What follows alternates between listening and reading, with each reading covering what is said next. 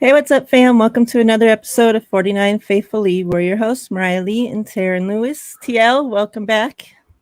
Appreciate you. You missed a eventful show, to say the least. I caught a little bit of it. I was entertained while I was driving back from Utah. I'll say that much. Before we jump into 49ers talk, I want to, since, the NBA kicks off tonight, I know most 49ers fans happen to be Warriors fans as well, with it being a Bay Area team, but I know they're, probably, what would you say, like 30%, 40% that aren't Warriors fans or less? Maybe about 30. Yeah. I feel like California is pretty split on Lakers and Warriors. Yeah. Then you have the sprinkle fans here and there with the Sacramento Kings and the Clippers and stuff. But yeah, the Lakers and Warriors definitely outnumber everybody in California. So we know with the NBA starting off tonight, the Warriors play the Lakers tonight. The Warriors have their ring ceremony. A lot has happened for the Warriors in the last, couple weeks. We obviously signed two significant contracts in the last couple days with, and then obviously the drama with Jordan Poole and Draymond Green. With you being, and I haven't got your thoughts on this yet, but with you being a fan of not, and I'm curious how you feel because you're not a Lakers fan either, so most people that I've heard talk about it are Lakers fans or Warriors fans. So from you being a fan of Orlando Magic, like what were your thoughts and how do you feel on the whole situation when first just the news broke, and obviously with the NBA as well as NFL, other sports, shit happens in training camp. We always see in the NFL fights break out, in training camp and whatnot. So how did you feel like when you heard the news and then about how when you seen that the video itself got leaked from an organization that just won a championship that, normally is a pretty high class organization, besides Draymond Green's, things, but what were your thoughts overall? Like, do you think that that's going to affect, the Warriors season? Do you think that's going to have any, like effect on them competing, for another championship? Like, what are your overall thoughts on that? Okay. This is gonna be a lot probably, but so first and foremost, whoever leaked that video was soft. Like that's something that you just don't do. Like you don't sit there and, leak your teammates out. I was an athlete too. I played football all the way up to junior college. I mean, shoot, when we were in the military, we'd be out to sea for 6 months at a time, and everything starts to raise and testosterone starts getting high, and Right. we used to fight all the time. And then we used to have the upper managers be like, look, go to the magazines. That's what we used to call, that's where we used to hold all the ammunition and stuff like that. Go down there, fight, and get it out the way, because at the end of the day you guys have to save each other's lives. You know what I mean? Yeah. So it's like one of those things where I get it. We used to fight all the time, whether it was football, basketball. Like you're going to get into a fist fight with teammates. It happens. And it's just funny because you just look at some of the old heads like the Reggie Millers and stuff come out and be like, they were even pissed. Like whoever leaked that video is not right. Like there's always fights in the locker room. So that right there, first and foremost, is trash. So Draymond, we're all human. You know what I mean? Things are gonna happen. At the same time, though, Draymond's a savvy vet. I've always kind of thought him to be a little dirty. I wouldn't call him. I wouldn't say he's like a dirty guy, but he has his moments where like he kicks Steven Adams in his nuts and Mm-hmm. stuff like that. He has his moments, but at the same time, you're a savvy vet. You're an NBA All Star. You're looking to get yourself a max contract. Jordan Poole's a young cat. 22 years old. Like to me, you being, in your early 30s or whatever and fighting somebody that young over some words. I don't know exactly what happened. I don't know what he said, but I think Draymond should have handled it and kept his composure a little bit better than that. And for people saying that it was a cheap shot, that's false. When you put your hands on somebody, you got to expect that action. So when Jordan Poole pushed him, he shouldn't have let his guard down. I don't think he thought that Draymond would do anything. He thought, Right. well, I'll push him away. But look, man, you mess with anybody who's from the hood and you push them like that, you better expect that action. and that's what Jordan Poole got. So I'm sure you push somebody, you should be expecting a pushback, but anything anything higher than that, at that point, like you expect if I push somebody, I'm keeping my guard up just in case. But you push somebody as hard as he pushed them, you better expect at the minimum a pushback. But the fact that everybody was a cheap shot, that was not a cheap shot. As far as it affecting the locker room going forward, no. I think the locker room is just too much there's too much team camaraderie there. But I will say this. Jordan Poole and Andrew Wiggins getting deals says a lot about what they feel about the future of Draymond Green. He's not coming back to this roster. I think after when he becomes a free agent, he's gone. And I wouldn't even be surprised. I mean, I don't think he'll get traded during the season or something like that. But I just think that he's gone after this year. You can't pay Jordan Poole. You can't pay Andrew Wiggins the contracts you gave them. I heard that James Wiseman's been balling. So that's another guy in the future you got to pay for. You still got the other rookie that they had a couple years ago. I mean, last year, Moses Moody. You still got Jonathan Kuminga. So I think Kuminga is one of those guys that you drafted because you're going to lose Draymond Green. I'm not saying he has the defense of him, but he can play a similar position, the 3 and the 4 position. So I think Draymond's gone. I thought it was ridiculous for him in the first place asking for a max deal. You're a role player, a good one, but you're a role player, and there's no way I'm paying you $25 to $30 million a year to average 8 points, 6 assists, or whatever the case may be. And I'm not saying his role's not important, but he's not max money type of player. I'm sorry. So those are my thoughts about the Warriors stuff. Yeah. That's good point that you bring up about Green's contract. I feel like a lot of Warriors fans seem to be in denial. They still seem to think, oh, Green's still going to sign. Green's going to sign. Rumors and all signs were pointing to Green signing his extension right now.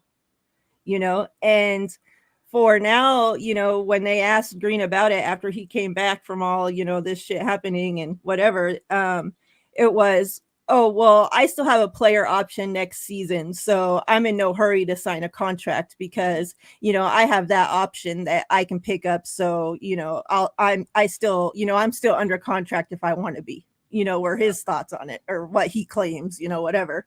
But I agree that the Warriors signing, especially after everything that just happened, and they come out, and make the signings that they made, I think that this is the last season that he's with them.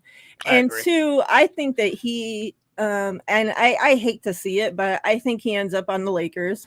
Him and LeBron have a really good relationship. They were together the entire summer this past off season right now. And I just think that they find a way to get him over there, because that's where all the old washed up people go, so. Yeah. I honestly think that since he's won his ring, he has 4 rings. I think he's going to go the highest bidder. I just have a feeling like he'll go to somewhere like, he's from I think he's from the Michigan area. Don't be surprised somebody like the Pistons throw money at him, or just, somebody like that wants a savvy vet on their team, because for him to say, I want the max deal, like, he's been in the league long enough to understand, like, max deals don't just get handed out to anybody. And the fact that they just signed Andrew Wiggins and Jordan Poole over $100 million, that says to me that you're most likely going to be back unless you're willing to take a pay cut, which I don't think he will. I think a player like that, somebody's going to overpay for somebody like him and probably give him like 18, 19 million a year to come like on a 3-year deal and play for them. That's who I'm surprised he went to the Lakers as well, because like you said, him and LeBron are tight, but because he has his rings, I think he goes to the highest bidder. One last thing, and we'll get off of Warriors NBA talk, but is that, how much respect and, everything that I gained like that for Wiggins taking, like it's, got leaked out there that him and Poole have the same agent. So it was, it's out there that Wiggins went to his agent and said, because I guess the Warriors offered him more money, but with that happening, obviously Poole wouldn't have got the contract he got. So that Wiggins went to, his agent and said to tell the Warriors that he'll take a pay cut and take less money because he's making way net less the next 4 years than what he's making this year. Mm-hmm. And because he wanted to see Poole get his contract. And, and Wiggins came out and said, that's where he wants to stay. That's where he's happy. That's the team that's finally accepted him, that showed him that, they want him there, after everything that he's been through.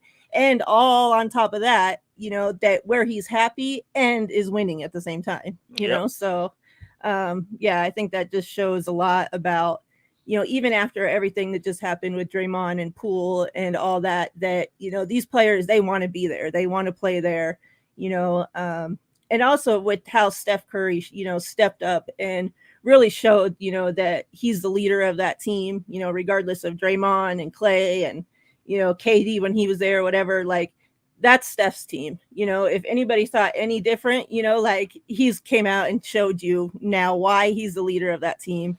And showed that that's his team. Kerr talked about how Steph was, spent so much time, fixing what Draymond and freaking messed up, Mm-hmm. and like how much time he just spent, talking to the players, getting meetings, doing all this other shit when they're supposed to be practicing and all this other on court stuff, But so hopefully we see them come out tonight and kick some ass and they can put all this shit behind them.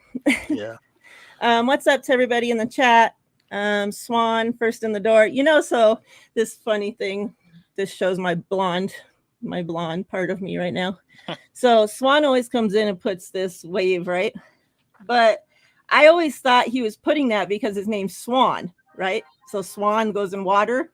And then I see somebody else going in other chats and putting that same thing. And I'm like, why are they doing that? They're not no freaking swan, right? I didn't realize until just the other day, that's wave, waving, so whatever. I just it's okay. Not too long ago. Probably we all have our moments, so it's all good. Years later. I'm like, oh, that's a freaking wave, wave, hello, goodbye. It all makes sense now. Hilarious. Bebop, y'all the best. Go Niners. We appreciate thank it. you. Bebop, Appreciate it. Throwback. What's up? Tia, Damian Lee. Tia's the only one that's put her number in so far. Enter your numbers. We're starting with a giveaway right off the bat.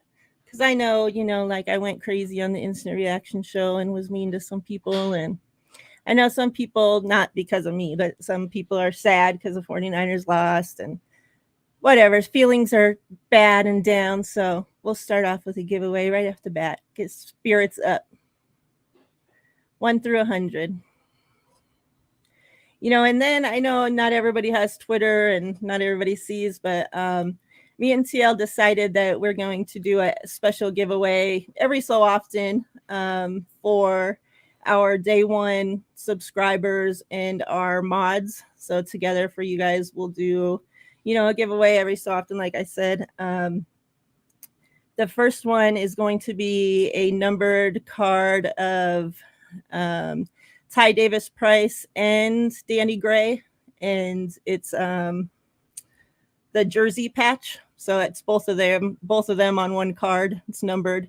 So that'll be the first prize for you guys. Everybody that's eligible. I don't know if we're going to do maybe a duck race and do it, or I'll put everybody's name on a wheel and we'll spin it live, while we're on stream live. And then whoever wins, obviously, will get that. Just something extra special. Our mods, they have it easy right now while the channel's small. But you guys, you're going to have it hard one day. So be prepared. We're getting you guys ready now. But just to show you guys, we appreciate you guys. Absolutely. Where did I leave off? Let me see. Swan, Joel. What's up, Joel? How you feeling, bro? I hope you're doing well. NorCal Bill. Denise, what's up? Hey, Denise. Hey, Throwback. How you guys doing? All right. So first, I want to start off with Delaney Walker retired officially from the NFL. After 14 official years, he was obviously not retired the last couple years, but he was hurt, so. And he officially retired with the Titans. So, the 49ers drafted him. He spent the first 7 years of his career with us, and then he went to the Titans where he finished off his, 7 years over there. But, obviously we know his, like, he was he was productive with us, but he pretty much played a back seat, right, to who was here, Vernon Davis at the time. Vernon Davis, yeah. Yeah. So, over there, he was the guy, and, had a more successful career over there. Made 3 Pro Bowls while he was there. So I was kind of, surprised, because most players, like, they usually retire, like, we just saw Frank Gore. He started his career off with us, obviously, but, and especially him, he went to how many other teams? Like 5 other teams or something. Yeah. And, still came back and retired with us, because, I mean, I guess with him's a bad excuse because we know he loves the 49ers, you know, but, a lot of players you see retire with the teams that originally drafted them. So to see him retire with the Titans, I was surprised when I first seen it, but the more I thought about it, I'm like, yeah, I guess it makes sense. But I didn't even see that the 49ers even, tweeted anything, saying anything. Like the Titans put out something, congratulations, on your career, happy retirement. Like I didn't even see that the 49ers, even put out something, if they did, I missed it, but I didn't see it. So, that surprised me as well. But, congratulations to him. He had a great career, a successful career, long career. 14 years, a lot of players, especially these days, wish that they could play that long, Absolutely. So yeah, any overall thoughts on that? I know, I had told you about it. So what are your thoughts when when I told you about him retiring with the Titans? Retiring with the Titans, I guess, he spent half and half with his career, with the Niners and Titans. So I guess it really doesn't surprise me. And I get it. Most people, you bring up Frank Gore, for example. Like Frank Gore spent like 80% of his career with the Niners. It was like a year with these people, 2 years with these people, but he spent at least like 8-9 years with the Niners or whatever the case may be, or at least a decade, whatever it was. So I think him retiring with Titans, I think the only thing I can think why he did is because that's where he had his best years. He didn't make a Pro Bowl until he went there. I feel like his career took off when he went there because he was featured more. But man, he was one of my favorite players. Like as you know, I love me a Kyle Juszczyk type player, and Delaney Walker was like one of my favorite guys because he had that Swiss Army knife mentality. Can play tight end, can play fullback. You can put him in the slot because he was a mismatch for for linebackers and stuff. He was just one of those guys I love. Like when he left, I was so disappointed. I know he didn't get traded or nothing, but I was so disappointed. Like almost as bad as when we lost D-Buck. Because I was just like, man, like I was just thinking of the possibilities, like, man, of Vernon Davis and Delaney Walker. Delaney Walker was starting to get into his prime. Yeah. And that would have been a special duo at tight end if he would have stayed with us. So yeah, it's unfortunate that he didn't retire a Niner, even though I don't know if they're feeling some type of way, but the Niners should still say something. Just come out and say, hey, Delaney, congratulations on a nice career. Congratulations on your retirement. Whatever the case may be. It don't have to be no book, but just come out and say a few words to him because he did some good things for us. And I remember, if I remember correctly, during that Super Bowl, he had some family members that were killed. Do you remember that? Oh, like yeah. in a car accident. Yeah. So, so that was something that was tough for the team. I think they were driving back home from, I think the Super Bowl was in New Orleans, I believe, and they were driving back home somewhere in the South where he's from, and they got into a car accident and passed away. So, yeah, 49ers should come out and say something and just, it can be short and sweet. Yeah, his uncle and aunt. That's who it was. They're watching the Super Bowl. They drove home and they passed away. Yeah. So yeah, I was, I hope the best for him. Like I said, he was one of my favorite players. I loved his mentality. I loved that he was a Swiss Army knife for us. So yeah, good on him. Real quick, Joel says, well, first he said, I'm okay. Been here in Denver since the 1st because he was supposed to go to Denver to get his transplant. But then he says, got admitted since Thursday. I caught a virus, so my transplant will be pushed back now. Joel, I'm so sorry to hear that. You continue to stay in my prayers, brother. And you know that if there's anything, like even if it's somebody to talk to or you're there, whatever, please don't hesitate. Real quick, Sean, what's up? Appreciate you tuning in. Drive Sean. safe. He's such a He always saying jokester, something this one. crazy. He's I funny. know. Who's Delaney Walker? Swan had said Delaney Walker was always a physical specimen. Yeah. Yep. I don't know. Sorry, these cards invisible. I don't know what that means. But Yeah, I'm not sure. it says Walker had wheels. He did. Yep. Prayers up. Sean, yes. Sean should be the leader of all the prayers. Please keep Joel in your prayers. So I know that you were camping this weekend and only caught some of the game. You said you didn't miss the second half, but there, like I said, told you off air, there wasn't much to miss. Because the 49ers couldn't do much of shit for the second half. They were down by 14 points and went on an 8-minute drive and came away with 0 points. So that shows you about how well the second half went. Yeah. It was just a shit show, and like I said on our last episode when I gave the score prediction, that's how I felt in the beginning of the week before, I knew that more than half of our starting defense was going to be out, once it got closer down the week, it started to sink in, this game's probably going to be very close. And then, it totally wasn't close and not for the right reason because they pretty much just had their way with the 49ers. It was embarrassing. And the only thing, it's funny because when I seen this, it reminded me of exactly how I felt after the game. And had I been outside of my house somewhere else, this would have been so me. So Eric Crocker, he was at the game, right? So after the game, when he left, to go fly home, he gets home and goes live to do a show as soon as he gets home. And when he goes live, he has a black do-rag over his head. He's wearing a hoodie. He has his hoodie up, his hoodie tied, and he has sunglasses on. And he's like, I was just so embarrassed. He's like, I went into the airport like this because I didn't want anybody to recognize me. I didn't want anybody to talk to me. He's like, I was just so embarrassed that he's like, I'm just undercover. He's like, and I'm still so embarrassed that I haven't even got out of this outfit since. And I'm like, that's how I felt because, at least, this coming up week, Kansas City, I hope we don't lose, but okay, if you lose, it's one of the best teams in football and we know what Kansas City's about, right? Mm-hmm. But when you go and you lose to the Chicago Bears, when you lose to the Atlanta Falcons, those teams in their current state, it's embarrassing. It is. It's embarrassing to us as fans. I sure in the hell hope it's embarrassing to them as players.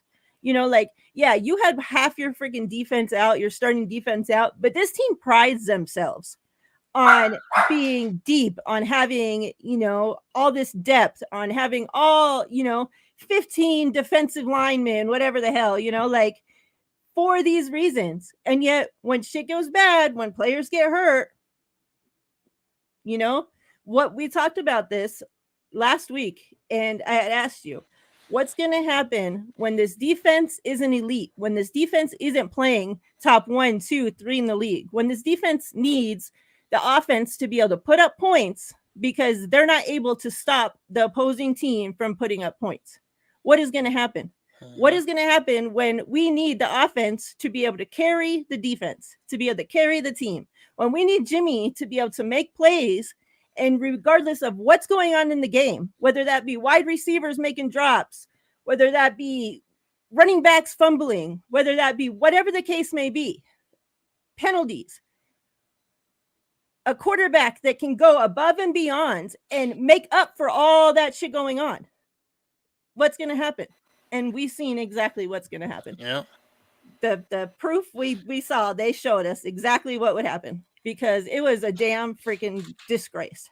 It's like the first half, two touchdowns by my guy Ayuk, the shining star of the entire fucking game. But it's like, what? After the scripted plays, again, this team can't do shit. The offense couldn't put together anything. To be in a hurry up mode in the second half when you're down by 2 touchdowns and you need to put up points and you take 8 minutes to get down the fucking field and still get 0 points. Like, we're helping them run down the time? Like, you should be hurrying up down the fucking field to freaking score, not taking 8 minutes to get down the field. Like, it was a disgrace. Like, I couldn't even believe it. And the more, like, usually, after, I'll calm down and then I'll watch the game a couple more times and, oh, okay, it wasn't as bad as I thought. No, I watched the game 3 times since, and then I watched the all 22 twice, and I'm still as sick as I was Sunday after the game. So, what are your own thoughts on what you did see? Bryant, what's up? Yeah. So I'm gonna go off of what Damien said, and he says Kyle's the wrong coach for this team. Real quick, Teal. Yeah. Hey, everybody that just joined, enter your numbers. We're in the middle of a giveaway. I'll give you guys a couple more minutes to get them entered, and then we'll close up this giveaway. So as far as what Damien said, there's a lot of people who are feeling that way after this game. They're just like, oh, fire Kyle. He's not the man for this team, and this and that. And and this is what I will say. I'm not ready to give up on Kyle yet. I still want to see what he can do with Trey Lance and all this other stuff. But I will say this, Kyle, I'm not going to blame any of the offense, his offensive scheme and his play calling on him necessarily. But I will say that Kyle, for being here going on his 7th year, he still doesn't have a good command of this team, I guess you can say. Like, for you to be so-called offensive genius, this should be a well-oiled machine because you've had this quarterback for 5 years that you chose to keep on this team. So even though people are saying, oh, his plays are lackluster, his plays this, his plays that, no, people are incorrect because when you go back and you look at the film, 99% of the time somebody's open. 100%. Somebody's always open. So to say that Kyle's offense is lackluster, I don't agree with that because if you can scheme up plays where somebody's open 99% of the time on each and every play call, that means you're doing your job. Let's just call it like we say. Let's call a spade a spade.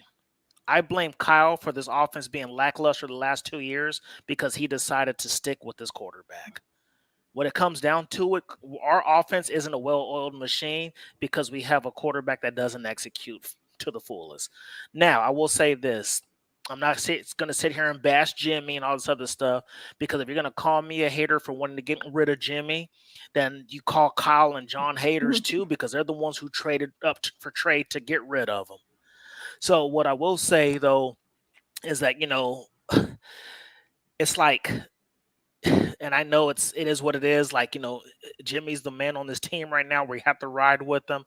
But, Kyle, he mishandled his quarterback situation so much. And the fact that we have this team, I put on Twitter the other day, is Kyle a top 3 play caller and is our offensive weapons top 5?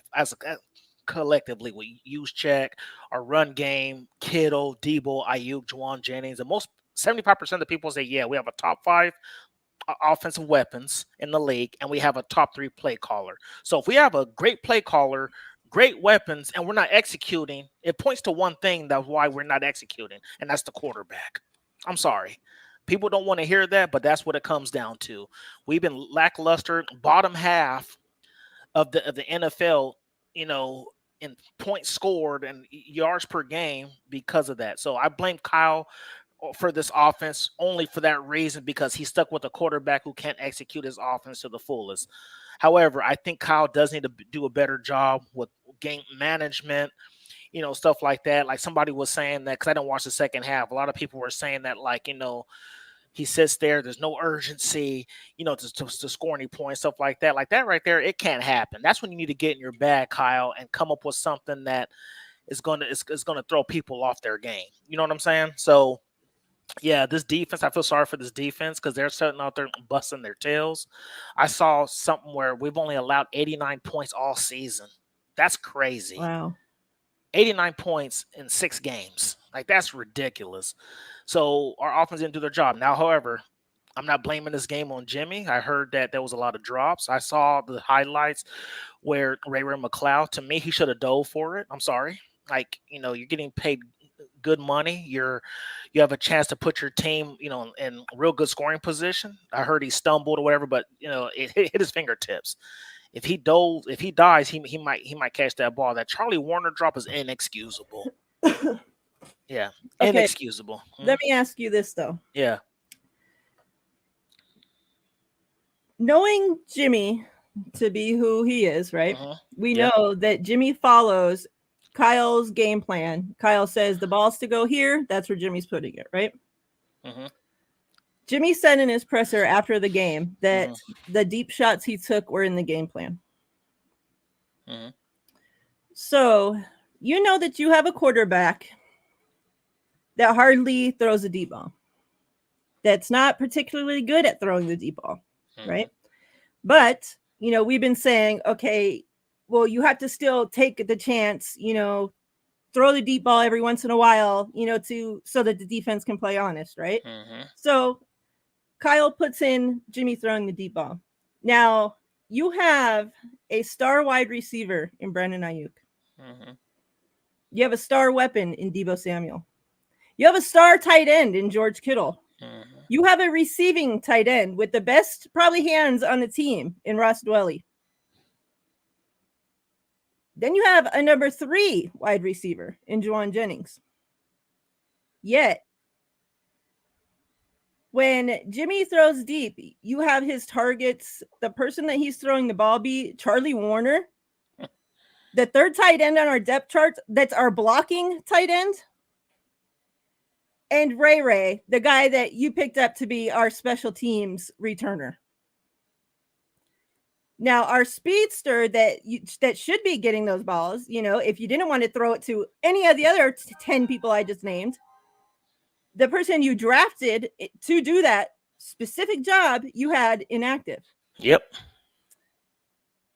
So, I mean, is it really Charlie Warner's fault he couldn't make that catch? Yes. Okay.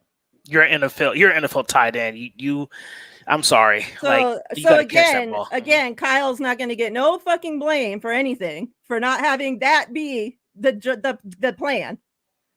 That we're going deep to Charlie Warner when we're down fucking 14 points in a game instead of throwing to Ayuk that's already scored 2 touchdowns and catching everything that's coming his way. You know, if Deebo's being triple teamed, okay, you still have other catching options. Not throwing the ball to our worst fucking receivers on the team. The worst receivers. Well, in that case, this is what I'll say. You know, if you know that Charlie Warner has questionable hands or whatever the case may be, then don't drop a play to give him the ball. However, he's a tight end. You should be catching the ball that was perfectly put into your hands. I mean, Jimmy put it in a good place, but I agree with you. Why not use Dwelly in a situation like that? And he tried a deep ball with Ayuk. I saw that one on the sidelines. It was a beautiful throw and catch and stuff like that, but it was like negated by a Jake Brendel. And that was after all those other ones. And that was after but I mean, my thing is, if you're an NFL wide receiver tight end, those are routine catches. You should have caught him, especially Charlie Warner. Like Ray McLeod, he stumbled a little bit, whatever the case may be. Everybody said it hit his. To me, if it hits your fingertips, I wouldn't say that it's really. I'm not saying it's not Ray McLeod's fault. Hitting fingertips not the same as hitting your hands. I'm sorry. So you can't be like, oh, it hit his fingertips. Okay, not most people ain't catching a big football with their fingertips. Right. However, like I said, if it would have hit his hands, like if it would have dropped right in his breadbasket, and then he dropped it, one thing. He should have dove for it, in my opinion. But hey, you know, it's different. They're playing on turf. He probably scared to hurt his body, so I get it. But at the same time, yeah. And then to go to him too, when we know that he, you know, like he's already questionable returning the ball with his freaking fumbles. Yeah, exactly. You know, like I just don't understand like the game plan in that situation to go to those two. Yeah. Like, you know, like I agree. They should make the catch too. Yeah. But I mean, Kyle's drawing up this game plan. Like, you know, those passes should be going to Ayuk. Those passes should be going to Danny Gray. Those passes should be going to Deebo Samuel, to freaking Kittle. You know, like I don't get it. And then here's my issue too. Why is Willie Snead playing over Danny Gray? Yeah. Like you draft this dude. You draft this dude in the 3rd round. You draft him early on top of that. It's not like he was a 6th, 7th round pick. You draft this guy in the 3rd round to be your deep threat. Yet he's sitting on this. He's healthy, by the way. He's on the sideline dressed, but yet you want to use Willie Snead, who you picked up off the street. Like that's the kind of stuff that blows my mind with Kyle. Like I said, great offensive coordinator does not automatically translate into great coach. The questionable decisions that he makes as far as the coaching does is what bothers me. And you're right. When you're down 28-14, you need to draw up plans to get your best players the ball. So maybe Kyle was just thinking like, oh, nobody's gonna. Sometimes people always say this thing about Kyle. He gets too cute sometimes. So maybe he's thinking like, well, they'll expect Debo to get the ball. They'll expect Ayuk. Let me draw up this play for Charlie Warner to see, to catch him off guard. Which was, if that was the case, it was a beautiful play. He was open, but the fact that he dropped the ball, to me, is inexcusable for Charlie Warner. Like the next man up mentality, you need to be able to sit there and catch the ball when the ball comes your way. You know what I'm saying? So, but I get your point as well. But yeah, I'm sorry, Charlie Warner, you got to catch that ball, bro. That was right in your hands. What's up real quick to David McNew and NY. Appreciate you stopping in, brother. Hope you're doing well. Avion, what's up, bro? He says, sup fam, let's go beat KC. I told y'all dwelly. I don't understand the whole dwelly. Like that's still like he has good hands. I mean, that's the best years I can say now. About him. Like the dwelly situation has been stumping me for years. Like why do they keep him if they don't use him? Yeah. Yeah, like it's just, and why does he have such great hands, but we don't throw to him? Yet, like we use him to fill in for Juice, we use him to fill in for Kittle, we use him to fill in for everybody, and he does a great job. But we can't use him in his own job. Like I don't get it. Yeah, what's up, Teradome? Yeah, it gets frustrating at times. We always say this too. Kyle sometimes is too loyal to a fault. Like I get it, man. Like you want, you trust Tevin Coleman. I get it. You trust Jeff Wilson, who, by the way, has fumbled twice in a row now. But it's like, people always say, well, what about Jordan Mason? And I get it. Maybe his pass protection ain't up to par yet. But, man, give the man a chance. I feel like we're the only team who hinders our rookies. I swear. Like, we draft these dudes, and they get no burn, and I just don't get it. Like, I'm sorry. And it used to be, oh, well, this team's so good, so they don't have to play their rookies well right away. Well, this team's not good right now. Yeah. Like, so play them. Like, what can it hurt? Yeah. If the guys you're playing ain't getting the job done, try something else. Exactly. That's what I don't get. That's it's what like bugs the me. Insanity thing. Like you keep doing the same shit, getting the same results. Like Swan said, throwing to Warner is like putting your worst hitter batting lead off. Yeah. I see that. Yeah. I feel you on that. What's up, Beto? Let me see. I saw a couple more people. And for anybody that just came in, we're in the middle of a giveaway. I'm going to close it. I'll give you 30 more seconds. So you'll have to scroll up a little bit to see the numbers that have already been entered. But if you guys want to get entered real quick. Gray wasn't injured. He was sick this week, but he was already off the injury report. He was a healthy scratch. I don't know. Like this freaking doghouse is crazy. Yeah, like NorCal Bill said, what makes him trust Willie Snead so much? I don't get that. Like if Danny Gray was healthy, I'm putting him in 10 times out of 10 over Willie Snead. Like I just don't get Kyle sometimes. Like, what are you doing, man? Like I don't know. Hey Rohan, Dina, what's up? Hope you guys are doing well. Oh yeah. If you win with that would be something. Jake Brundle. I already gave it away, Sean. I gave it away on the anniversary show. Ty won it. So now you'll have to go bug him for when he decides to give it away.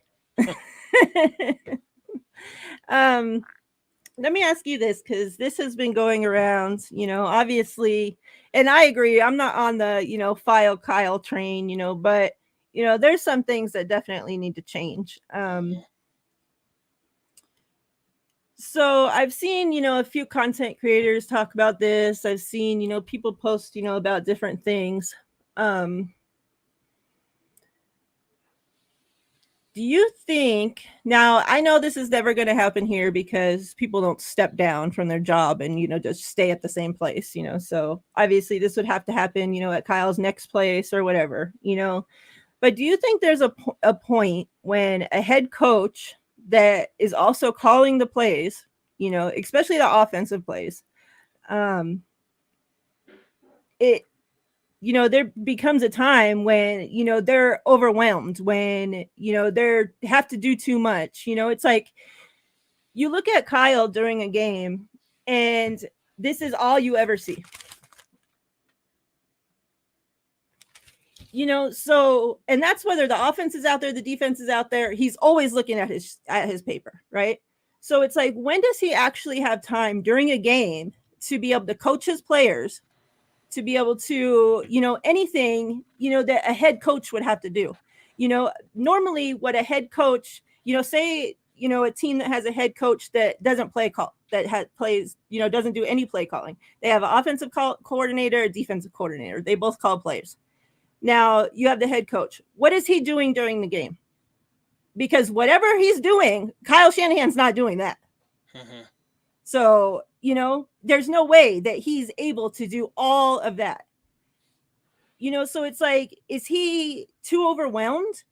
Because it just doesn't seem like he's making a necessary in-game adjustments. It's like the other team's adjusting and we're like, we went in and this team beat us at our own game.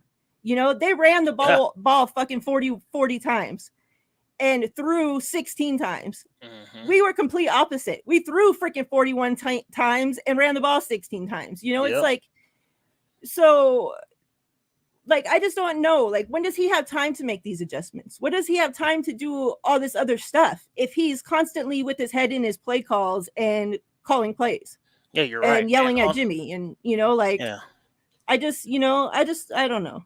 I just feel like he needs some help, and especially with Mike McDaniels being gone.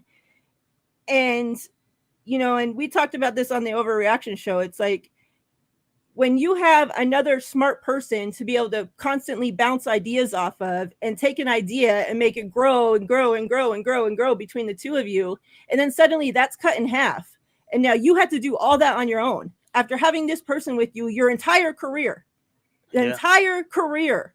Mike McDaniel's been his right-hand man, and now that's gone. Yeah. And now he says, oh yeah, well, I had to have this person, step into this, and this person do this person do that. Well, now that's great. You have 6 other people doing what Mike McDaniel did, and you don't trust any of them to do what Mike McDaniel really did. So who's doing that now? That's more that Kyle's now having to do on his own. Like, I don't know. Like, I just feel like, I think when the defense is on the field, this is a perfect time for him to sit down with the offense and go over some stuff. I'm going to be honest here. I'm not tripping when the defense is on the field while I got Chris Kosarek and DeMeco Ryans. And here's my thing. What did you hire Anthony Lynn for? He's your assistant head coach, and that's who he hired. He does have an assistant head coach. He hired Anthony Lynn, who's a former head coach for the Chargers. Like what's his job?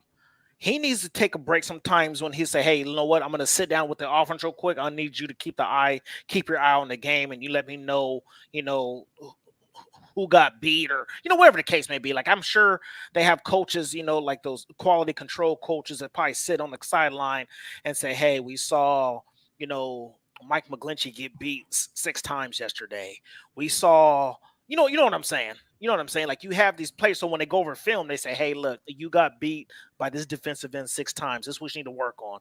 Like, that should be Anthony Lynn's job. Like, what is he doing? I'm drawing the winner for this giveaway. So like, what is he doing? Like, it doesn't make sense to me. You hired a coach and Brian Greasy, like, if you don't trust him, to me, why are you hiring these people and why are you drafting these people if you don't trust them? That's my situation. What does it say here? All right, hold on. Let me get it turned here.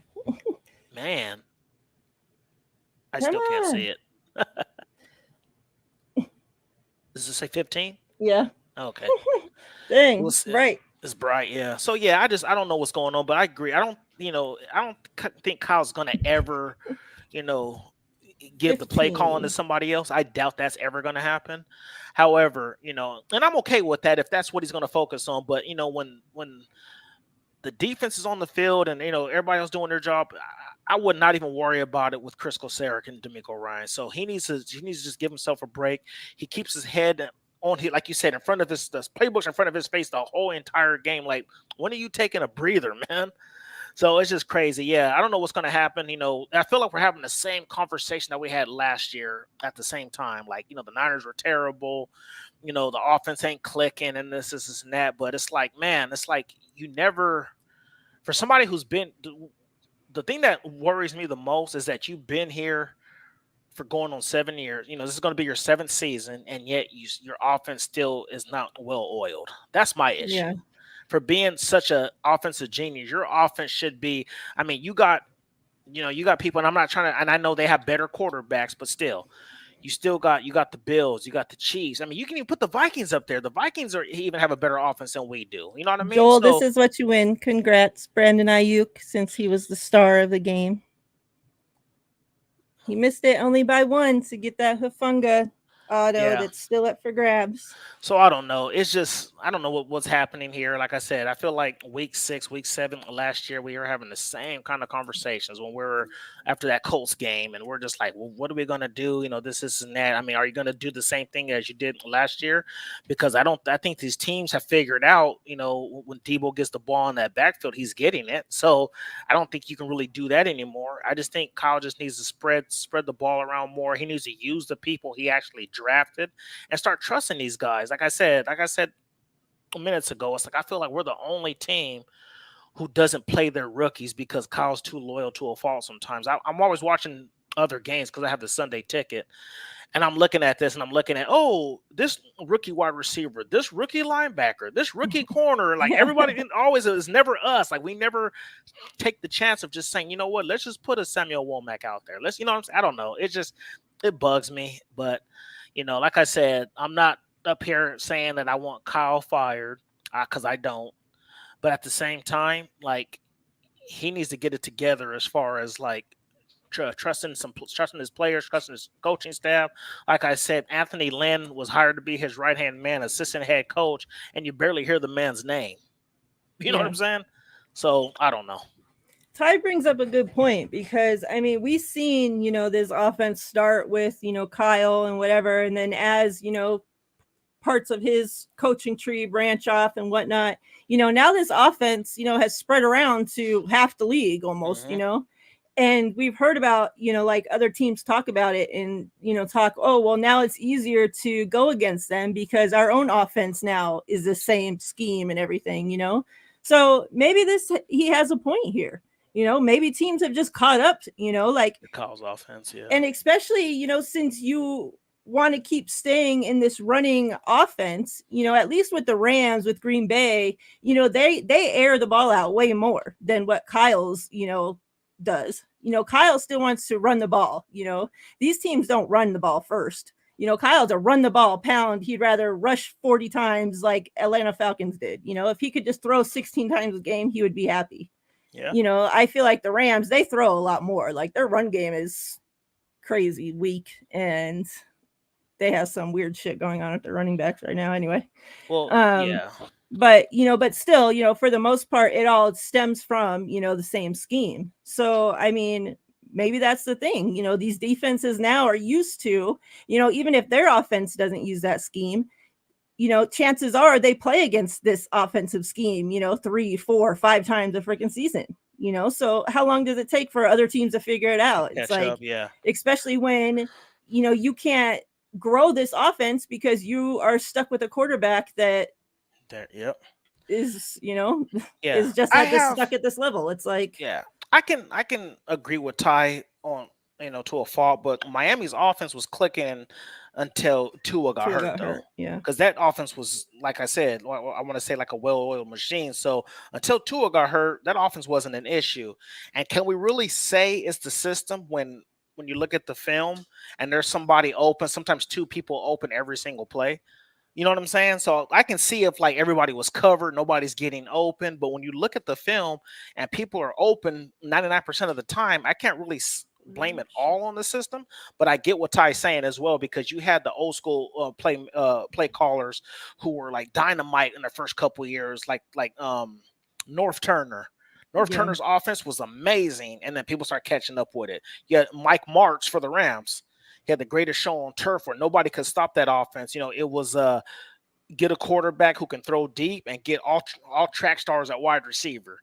Oz Hakeem, Torrey Holt, Isaac Bruce, and it worked for a few years, and then all of a sudden people start catching up. So I can somewhat agree with that, but my pushback is if he's calling plays and you look at the all 22 and there's one, even two guys open every single play, I can't blame that on system. I blame that on quarterback, because a quarterback's not seeing the field and giving the open weapons the ball. Yeah. You want to do the giveaway that you have? Yeah, absolutely. All right. Everybody will still enter the same way. Drop your numbers 1 through 100. TL has. I got my hands on something. As soon as I saw it, I thought about you guys. So I ain't gonna lie. I bought Tinder adult dating site, huh? Let's kick these people. And I thought I promise you guys, I was at Walgreens and I'm like, man, these are some good playing cards. So I found these in Walgreens. I don't know if you guys can see them good. They're 49er playing cards. And I ain't gonna lie, I bought 2 decks because I had to keep one for myself. But yeah, so here's some playing cards. I don't know, I'm really into playing 21 and blackjack or whatever the case may be. So yeah, if you guys are really into playing cards, even if you're not, it's a 49ers deck. So yeah, go ahead and put your numbers in, and then yeah, whoever's closest will get these shipped to them. Denise, that's an awesome number, Denise. That's my favorite number. Enter your numbers. Good luck. And then after that, we still have a couple other giveaways to do. Let's go ahead. I don't know if you have any flowers to give since you only watched half the game, but obviously it goes without saying, Brandon Ayuk gets 30 bouquets. I mean, he was just the star of the game, and this is the first time in his career that he's had a multi-touchdown game. So, that's a big deal. Congrats to him. And, it makes me sad because, I've always looked at Brandon Ayuk since he was in college and seen what a star potential he has. And, we talk about, this defense is getting wasted. Brandon Ayuk is getting wasted. And, these first 3 years of his career has been getting wasted with, Jimmy and this whole situation.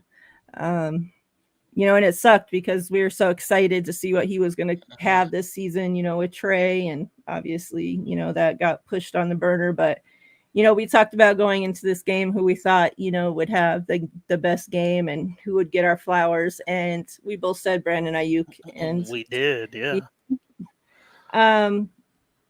Also, I do, he plays for the other team, but I do want to, give a little props to Mariota because he had a hell of a game. He was 13 for 14, to go. Yeah, he only had 14, attempts, but to go a whole game and only miss one throw while you're going up against, and yeah, we know they're injured, but still, top 2 defense in the league. He did a hell of a job, and he had 2 touchdowns, through the air. He had 6 rushes for 50 yards and a rushing touchdown as well. So 3 touchdowns. And I just feel like, watching him, obviously, and he was drafted high, the 2nd overall pick. And, we know that quarterbacks get drafted way higher than, if they were a different position. Their skill set compared to where they get drafted don't always meet, just teams need a quarterback. So they reach, for these quarterbacks. And then it's unfortunate for the quarterbacks in their career because they get all this put on them, I'm the 2nd pick. I have to, live up to these expectations. I have to go out and perform and do this. And, don't get the opportunity to sit and learn and all that, they're just thrown in the fire on shitty teams. And, he's had a crazy career up until this point, and they were talking about in the broadcast that, he said that now he just is to the point where when he used to play, when he used to have to start, he felt just that, he felt like he had something to live up to, he had to go out there and do all this wow to live up to that number 2 overall draft pick, and now he said, after sitting and learning and all this, I'm just going to go out there and I'm going to give what the defense gives me. And, whether that's a 2-yard pass or a run or whatever it is, I'm just going to play to what's there, And I think we saw him do exactly that. So it was just good to see, especially with obviously what we're going through with Trey Lance and, all the expectation on him being drafted high and, whatnot. It was good to see him go out there, and obviously not good against our team, but, it is what it is. Yeah. And then I'm going to say Drake Jackson. He again, finished this game with a sack. He has 3 sacks on the season so far. And, for comparison, Aiden Hutchinson, who was drafted number 2 overall, has 3 sacks on the season. And he's in regards, supposed to be one of the top 2, edge rushers, being drafted at rookie. So, and he plays a hell of a lot more time, right, than Drake Jackson. He's a full-time starter, where Drake Jackson, we know, he just gets spot time. And obviously this week he got to play a little bit more with Bosa being out. But, I just thought that was pretty cool that they both have 3 sacks. So, I just feel like Drake Jackson has a lot of potential. He's a crazy athlete. And once he gets going, like it's going to be good to see. I don't know. I think we spent enough time on this game, I guess. Yeah. It's funny. Mariota was a guy I was wanting in the offseason, because I knew he was going to be a free agent. I'm like, man, we get rid of Jimmy, that'd be the perfect backup for Trey. I was just like, he'd be the perfect backup quarterback. And, sucks it didn't happen that way, because I feel like, they play a similar game. You know what I mean? I feel like watching Atlanta, I feel like, man, that would be the perfect game plan for Trey. Like the way they executed their offense and stuff like that, the way they ran the ball, under 20 passes, that would have been perfect the way the game was called for Trey. But, man, it was just perfect. I was like, man, that's what our offense would look like with Trey if he was just get a little bit more seasoned. You know what I mean? So, yeah, he was one of the guys I did want as a backup. Yeah. One thing before we talk about real quick what Denise had asked, one thing I did notice, in this game, especially with, the defensive line, and we talked about, going into the season about Kinlaw and, his importance to this team. And, we had talked about, this defensive line's deep, so with these players out, these other guys can step up and yada, yada, yada. But I think that we saw this week, with Armstead out, with Kinlaw out, with Bosa out, this team could not stop the run for shit. Like, it was so bad. Atlanta's number 1 rusher was out. We talked about this.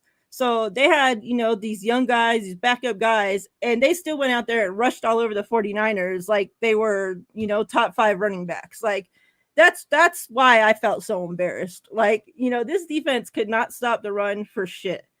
And, when they would, they would stop, say the running back, would get 3 yards. Well, then the running back's pushing back our defense and leaking out for another 2-3 yards by the time they're tackled. It's like they could not tackle the guy when they first made contact with him, regardless where. It's like it was just so bad. So, I think that defensive line is really missing, those inside guys there.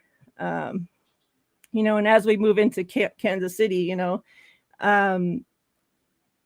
definitely those 2. Armstead is already ruled out, and we know Kinlaw is on IR now. So we're not going to have those 2 for Kansas City, and maybe not Nick Bosa. And this is a lot tougher time to have our backup entire defensive line in there. So that's kind of going to worry me. But Mooney Ward's good to go though, right? He's day-to-day, so they don't know yet. Man. I'm going to draw everybody entered in for the giveaway for these cards before we get on to Kansas City. Hold on, let me show my dog some love real quick. She keeps jumping on my leg. Got pink ears. All right. Hey, Bash, what's up? Just in time. All right, we're picking. All right. Good luck, everybody.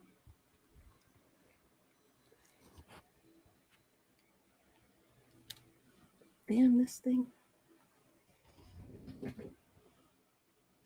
33. Okay. I think I saw that exactly. Oh yeah. Somebody wants that Hufunga card too. Oh man. Yeah, David McNeil. Man, right on the money.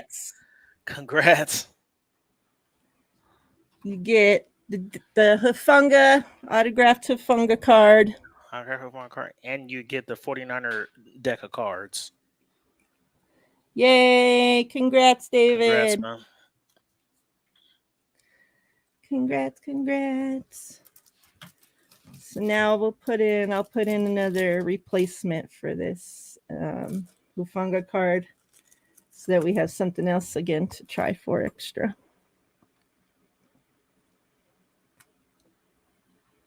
Sometimes it'll be something cooler, sometimes maybe not.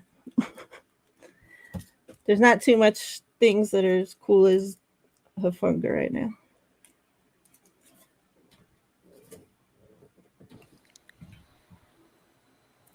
All right, so next, like we had talked about, we're going to do the Diamador Lenore auto. We'll go in place of the Hufanga auto. So as the extra, if you guess exactly right. This one's pretty cool. It's like, what do they call it? Vintage. Yeah, it's supposed to be like a vintage card. So it looks like an olden day card. So that would be the next one. So good luck, everybody. That's awesome, David. Right on the money, man. Yep. It's been weeks. How long has it been? This is like the third or fourth week it's going on for that card to be up for grab? Yeah. Mm-hmm. Yeah, it's crazy. It's transferred through a lot of shows. Yeah. So real quick, let me see if I can share this as we talk about these injuries. Let me see.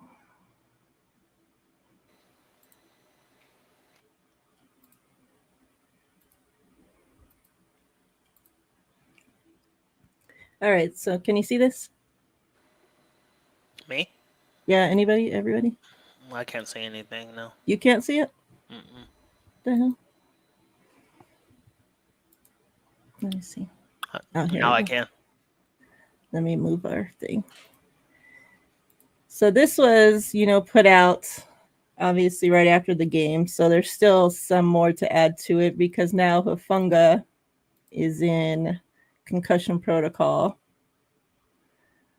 So that's, a shitty thing. Where the hell?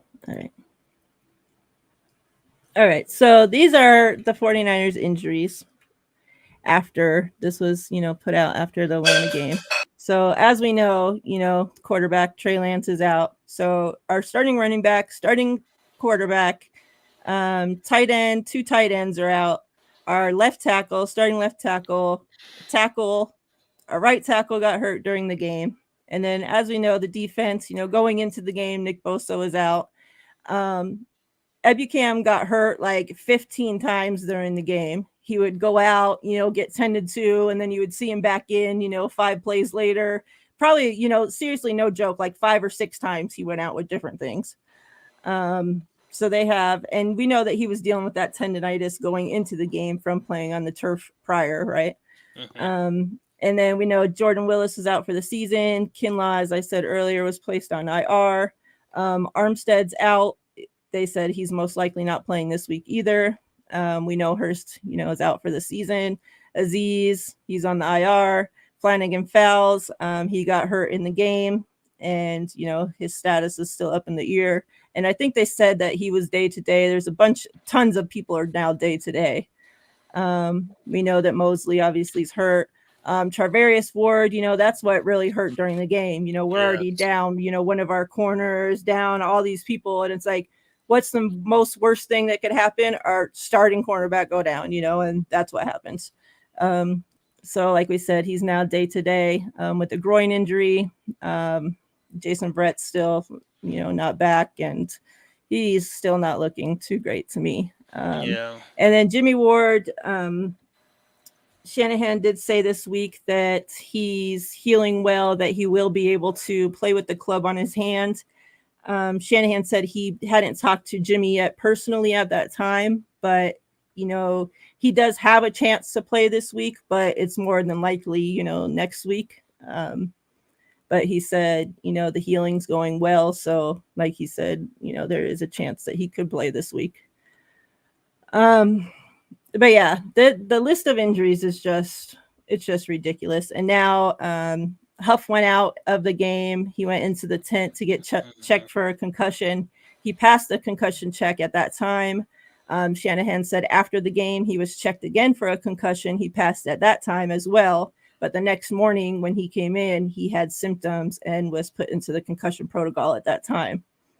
Now, the bad thing about that is that now with everything that went on at Miami with Tua and all that, and the changes of the concussion protocol, it seems obviously like they're being a lot more strict, on when they bring people back, people going out of the game for it and whatnot, so that, obviously, first and foremost, hope that he's okay. The concussions, obviously, that's like the scariest thing, right? Because it does damage and, you won't even know, it affects you years and years down the road. And, now you can't even find out till, you pass away, unfortunately. So first and foremost, that's the thing. But the next thing is that even if the symptoms, say are gone, whatever, he still has to pass all these steps, in order to get cleared in time to play.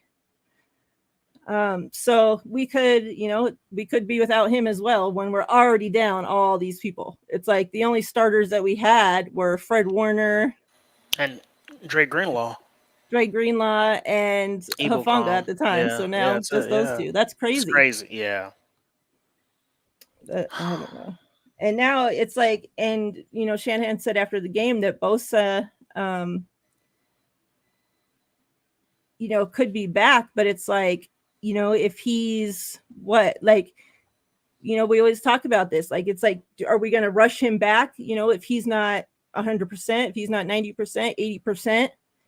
And it's like, what's the point? If we're going to go in there, and I know, some fans, because you're fans of the 49ers, want to think, oh, we have this chance to go in there and kick their ass. But at the end of the day, if we're down 7 starters on our defense, it's going to be pretty hard to stop Mahomes.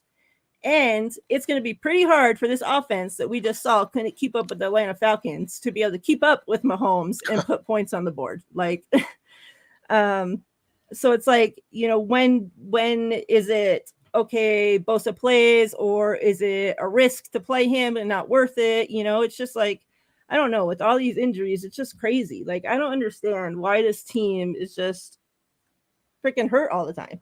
Yeah. It's like we're losing like 2-3 guys a game at this point. Yeah, it's crazy. It's out of this world. Yes, Damien, I did see that with Jermichael Hasty 61-yard TD run. It's Wow. Yeah. When we need running backs, of course. Yeah, of course. Yeah. So yeah, I don't know. So looking at the injury report, looks like TDP is going to play this Sunday then, huh? Yeah, he was active this week. He was in on special teams and stuff, but that's it though. But he didn't get any significant carries though. No, but we saw that obviously Tevin Coleman, we're put back to reality with him, and he looked like Tevin Coleman of the past, and didn't do much of anything. So maybe now that Shanahan sees the return of Tevin Coleman's over, maybe our young guys can actually get some run. Maybe, because it seemed like, at least up until Ty Davis-Price got hurt, it seemed like Shanahan was going to trust him at least to, give him some run, know, so I don't know. How are your thoughts going into this Kansas City game? Kansas City returning to the Bay.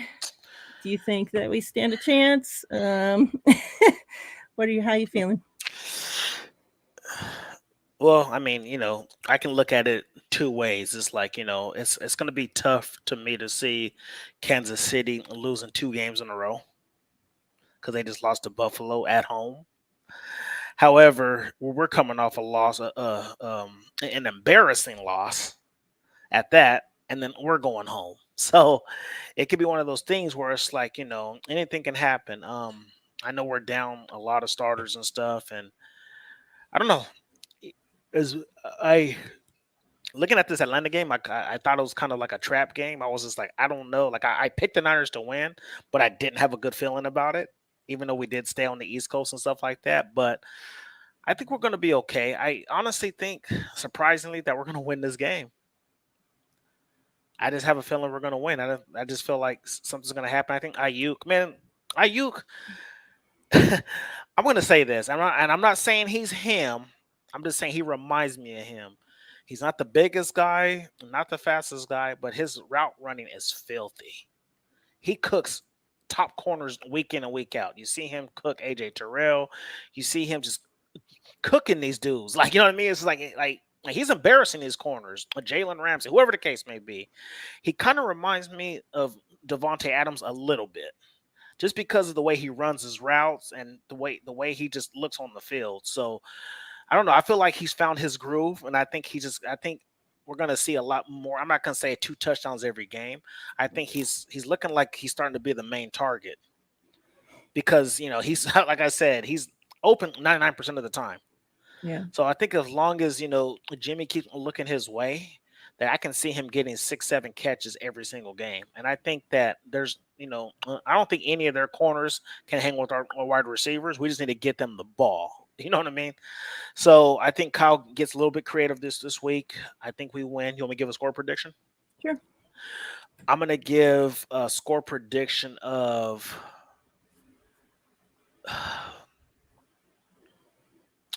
because Kansas City Chiefs defense really doesn't impress me much.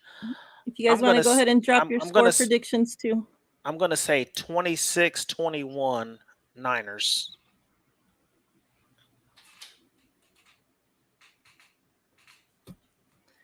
Tony won the score prediction from last week. Who did? Tony. Oh, yeah, I did. I saw that. JB was a little salty about it. Yeah. They're doing their show right now, so I already took a picture and posted what they got on Twitter, and I'm getting the mailing together, so their stuff's already packed. Nice. But yeah, go ahead and enter your score predictions, everybody. I'm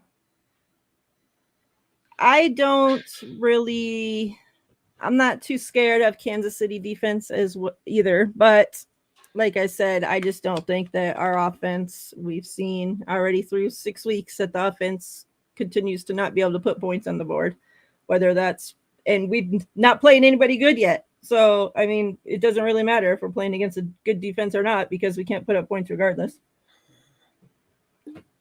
So I don't know why I would think all of a sudden that Jimmy's going to go into a shootout with Mahomes and be able to beat him.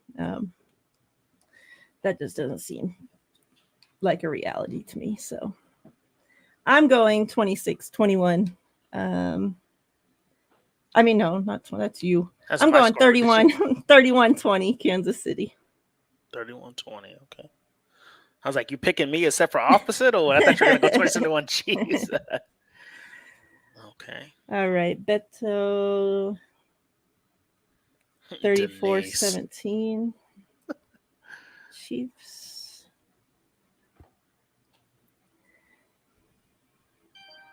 Dina, who you taking, 49ers or Kansas City? 28-21. Is that what you're going with, Denise? 50-10. You never know. I wouldn't be too surprised. You might win with that one. Niners. Got 2 teams that are probably going to be playing pissed off this week. So, yeah. No, and one's more scary than the other. Absolutely. And I would have all the faith that if our defense was healthy, I wouldn't be worried about our offense having to go into a shootout and be able to put up points, because I know that our defense would be able to stop Mahomes and then from putting up points. But with our defense just being as injured as they are, how are we going to stop them? I mean, we couldn't stop Mariota that threw for freaking 129 yards, and we're going to stop an MVP of the NFL. I just don't see that. With if not the same injuries, more injuries than last week. So yeah, I don't know. Let me see what else I had for y'all before we get out of here.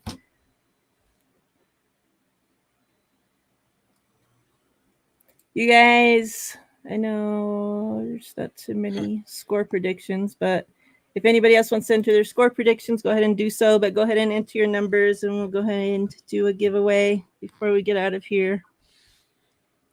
It's funny seeing people like Jermichael Hasty and Dante Pettis, Richie James actually look serviceable after they leave us, huh? Yeah. I was thinking, and this was a couple weeks ago before even the Hasty thing. This was when obviously just Dante and then Richie James, was starting over there.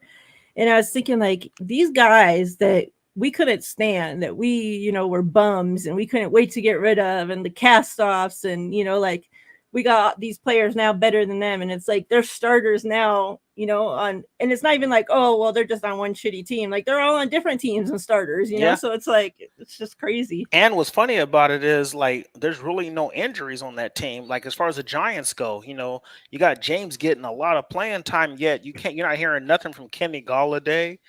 You're not hearing anything from Kadarius Toney. Like, I heard he was up. I also heard he was up for trade. Yeah. I'm just like, what's going on here? Yeah. And he's a starting wide receiver on a team that's only lost one game this season. Exactly. Yeah, 5-1. Yeah. It's crazy. A competitive team. Yeah. I don't get it. Denise is going 37-21.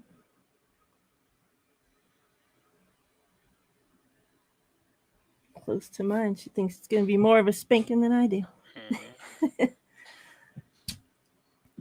So since to celebrate Drake Jackson, we'll do a Drake Jackson card, and to celebrate Fred Warner just being the solid linebacker and one of our only healthy defensive players, carrying the defense to what they were, at least the little bit that they did do. We'll give away a Drake Jackson card and a Fred Warner card right now to one lucky person.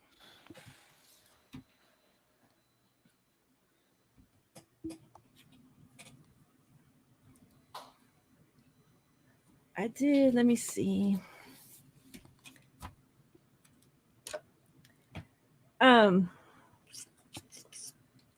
Today the 49ers did make some moves. We signed quarterback Kurt Benkert. He was on the practice squad, but remember we had to release him to sign the kicker in case, Robbie couldn't go. Mm-hmm. And it's funny, we were all like worried that, if Robbie can't go, that's going to be huge. We have to rely on this other kicker. Look what happened last time. Well, we didn't even need Robbie to kick anyways because, we 2 extra points. Couldn't even get into freaking field goal range. Like, so sad, like after 8-minute drive, couldn't even get into field goal range of all things. And we also signed Kadar Holman back to the practice squad as well. So corner. Okay. Yeah. So that might be an indication to how beat up the corners are. Maybe, and I know that, like, I don't know if you've seen that after the game, Travis Ward had put out a tweet like, don't worry, faithful, we'll be back, love y'all or whatever. And then he put out another tweet that, like, pretty much like, please don't let Kansas City, buy any tickets to go to the stadium and to fill the stadium with red and gold and not red and yellow. Yeah. So like, I know that he wants to play, especially, against his old team. Yeah. And, like they asked him this, last week too, about that. And, like if Kansas City just didn't want him or, what the deal was. And he basically, was like, they couldn't afford to pay me, like,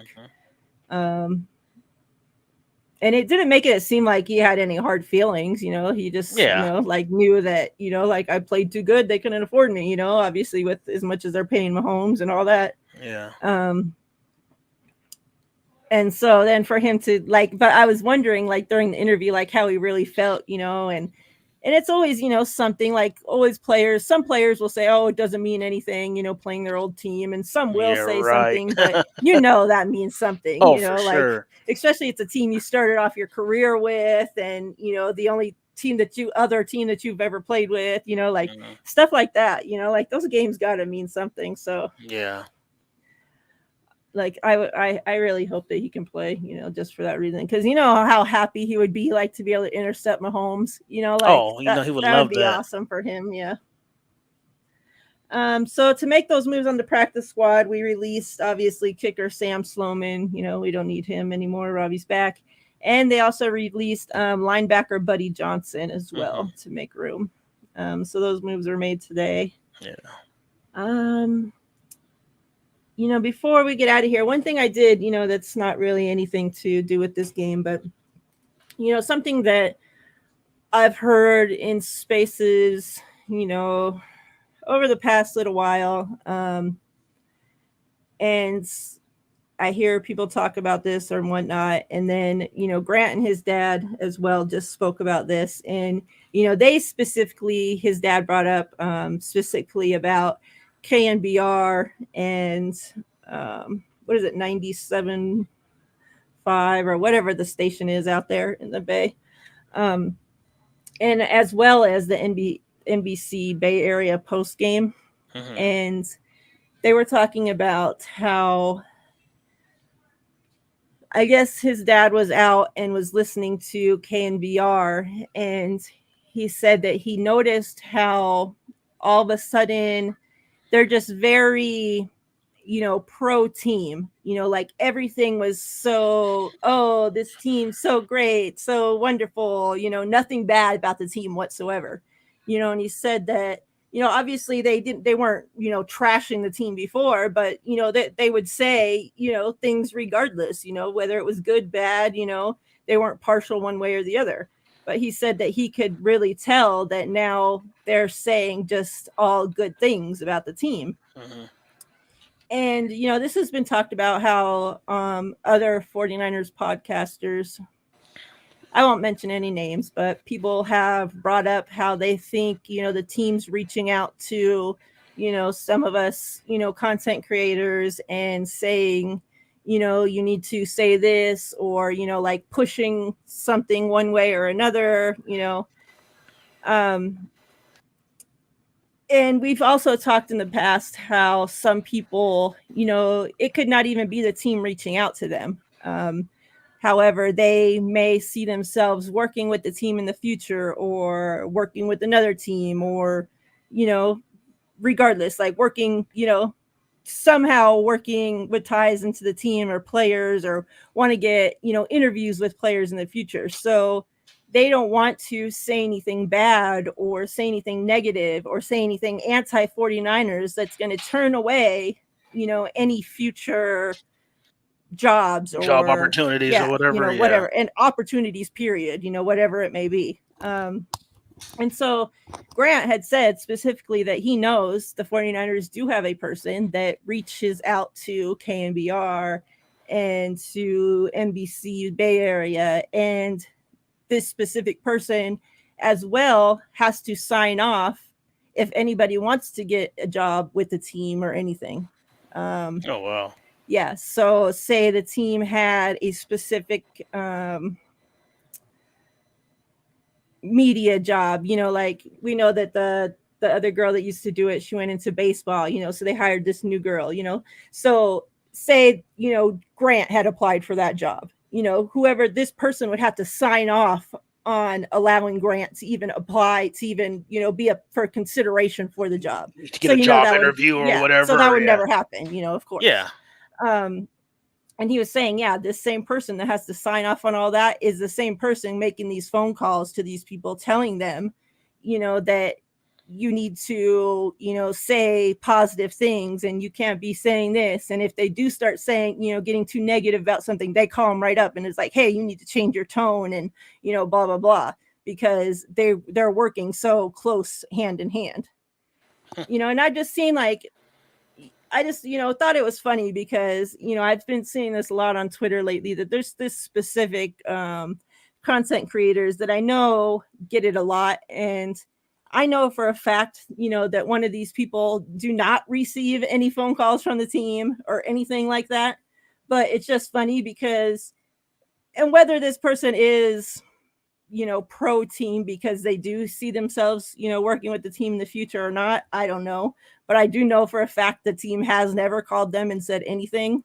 So it's just funny, like how people perceive things, but I don't know. It's just so hard because, it's like, as people that consume the content, like I'm just not a content creator. Like I consume content, you guys know, you'll see me in chats, I try to, support everybody, but it's like you just have to be so careful, I guess, with the content that you consume, It's because crazy.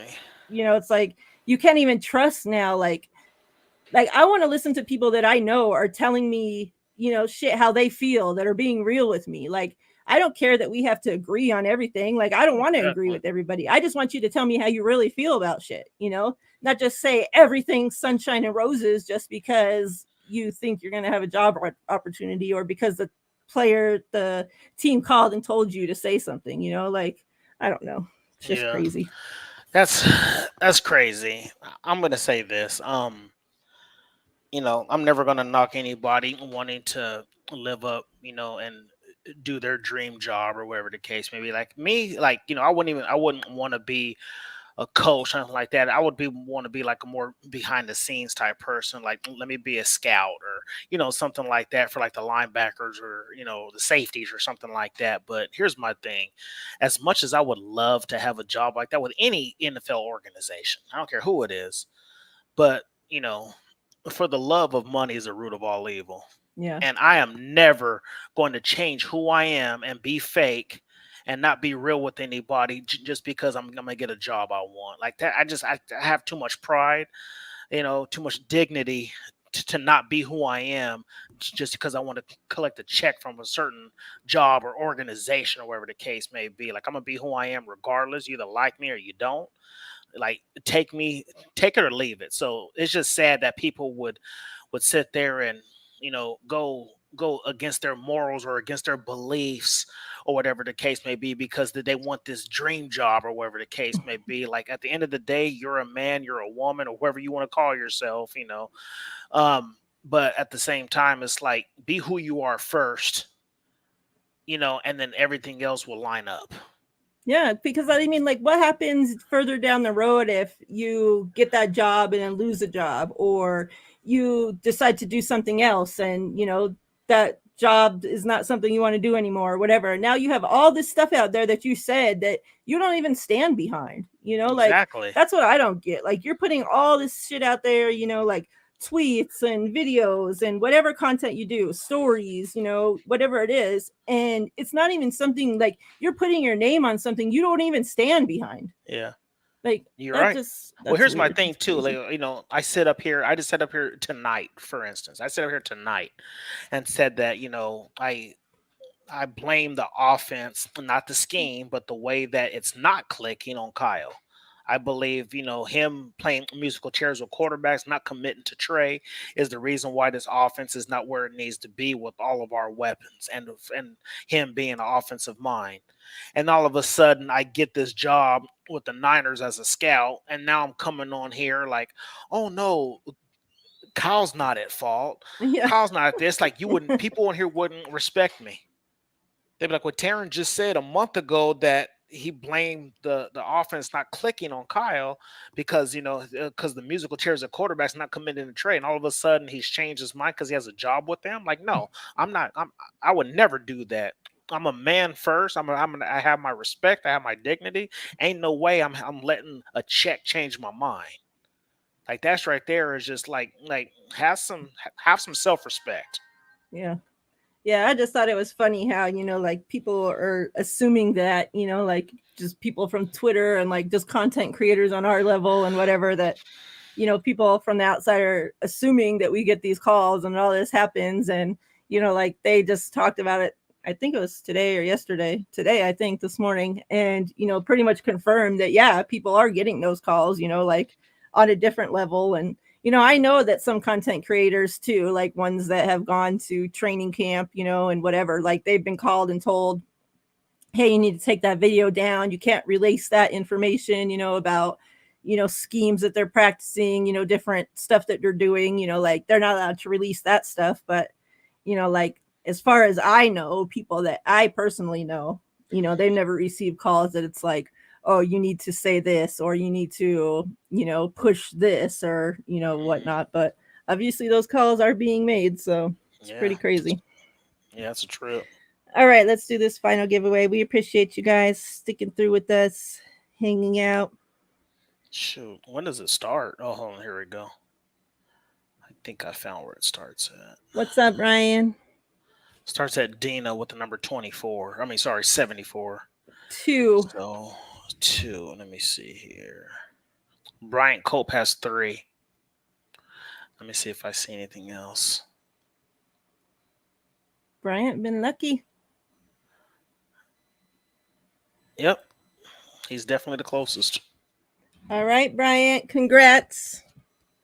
You get this Fred Warner and Drake Jackson.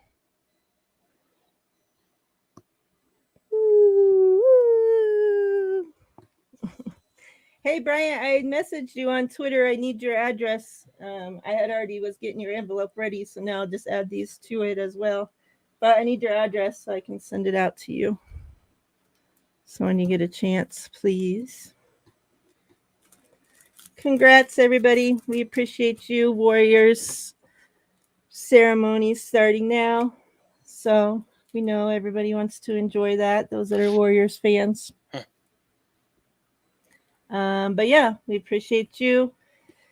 TL will be out this weekend. Sunday's his birthday, so make sure you guys show him some That's love. right. Happy birthday, bro. The big 4-3. I appreciate that, Miriah. Getting old. He won't be here for the instant reaction show, so I'll probably be going crazy again. So he won't be here to keep me in line. Yeah. But yeah, so make sure you guys all show him some love on Sunday, and I'll see y'all Sunday. Both of us will be back next week sometime. Absolutely. We appreciate you, fam. Everybody stay safe. I appreciate that, Ryan. Thank you so much, fam. You guys have a good week.